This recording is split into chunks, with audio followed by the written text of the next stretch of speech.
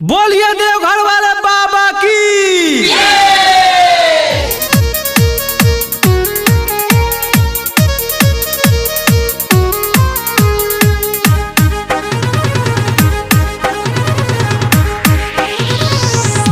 कंधे पर कावर उठा के जान चला देवघर में।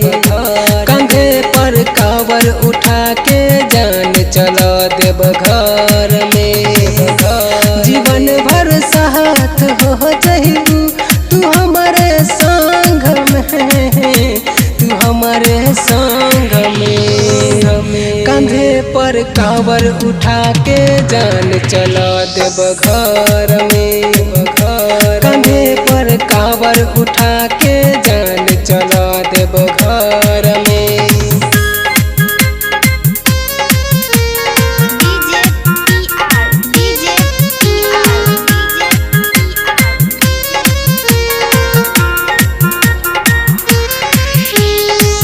बोलिए नाथों की नाथ की।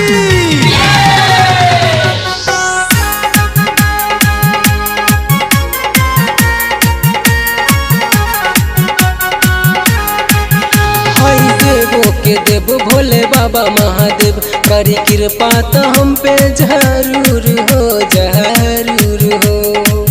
बरसे सावन के फुहारा अब कर नहीं मन मन रहे संगे जाती देव घर हो, देव घर हो।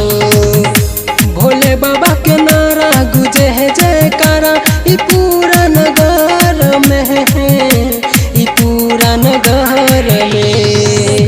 कंधे पर कावर उठा के जान चला देवघर में।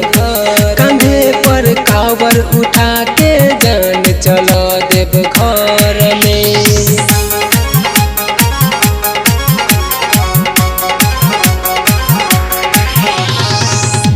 बोलिए जटाधारी नाथ की।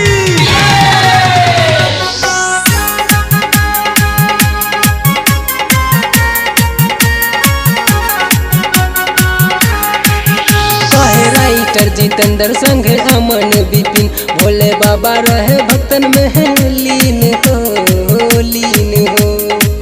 चला बाबा धाम गोरी हो चला मन पूरी भोले बाबा पर चला बच्चा ढाई के चढ़ाई के।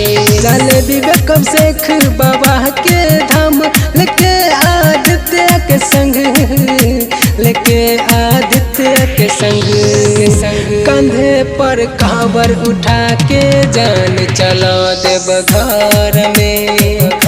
कंधे पर कावर उठा लो ये जान चला देवघर में। जीवन भर साथ हो जइबू तू हमारे संग में, तू हमारे संग में। कंधे पर कावर उठा के जान चला देवघर में। कंधे पर कावर उठा लो